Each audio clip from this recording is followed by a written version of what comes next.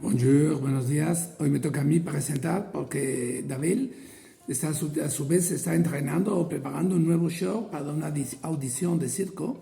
Entonces, si alguno de ustedes reza, por favor, pues pensemos cosas buenas para que le vaya muy, muy bien.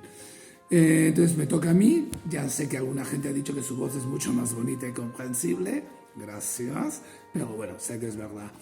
Y luego también nos ha comentado mucha gente que esto parece como uno de esos interminables aperitivos españoles, que si las patatitas, las almendras, los cacahuetes, las aceitunas rellenas, los chipirones fritos, y no llegamos nunca a la comida, o llegamos reventados, lo cual no me parece una mala idea. Y entonces es verdad, pero hasta marzo, 1 de marzo, no estaremos juntos para poder grabar el primera historia de verdad. Entonces, mientras nos tenemos que conformar con estas tapitas, que esperamos sean sabrosas y les gusten, el primer capítulo será sobre la mujer barbuda. Es una historia real, un antepasado mío que tuvo un rollo con una mujer barbuda, la familia lo intentó tapar, pero es muy interesante, pasaron muchas cosas y yo creo que les va a gustar. Entonces, por favor, paciencia, muchísimas gracias y hasta pronto. Hola otra vez, de nuevo. Vamos a hablar de un tema de un objeto que a Adabel siempre le ha llamado la atención aquí en la cocina, que es mi querida Katrina. Obsérvenla. Las Catrinas nacen con José Guadalupe Posada, que era un ilustrador de periódicos muy famoso y de revistas en México, allá por el 1912, y se especializó en la sátira y creó la Catrina, que pues, ha tomado muchísimas formas. Hay hombres, mujeres, niños, y ya lo ven en la película Coco, es un personaje infaltable de la cultura mexicana, las calaveras.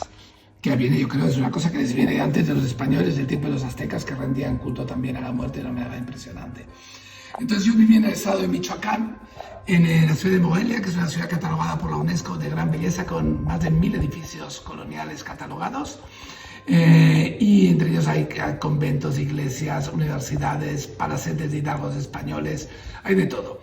Y al lado hay un pueblo que se llama Capula, y es un pueblo muy interesante, donde se hacen las Catrinas, y es el mayor y mejor, más conocido productor de Catrinas de México. Y en Capula deben su arte a un obispo español, Vasco de Quiroga, que había sido abogado y juez antes de ser franciscano, y claro, tenía una cabeza mucho más ordenada que para los business que para la espiritualidad.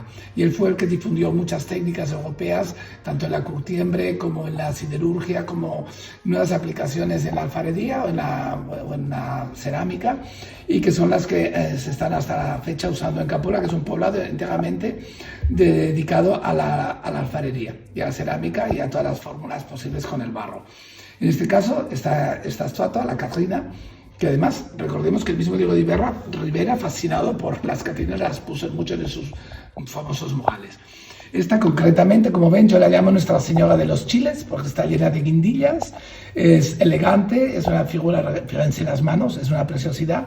Sobre el abdomen el pecho y abdomen tiene a Nuestra Señora de Guadalupe, la patrona de México, y está rodeada de mariposas, porque las mariposas, recordemos que tienen en Michoacán el gran santuario de la mariposa monarca, que representa una campesina embarazada, por cierto, como verán en su estómago, que está llevando palomas o pichones al mercado.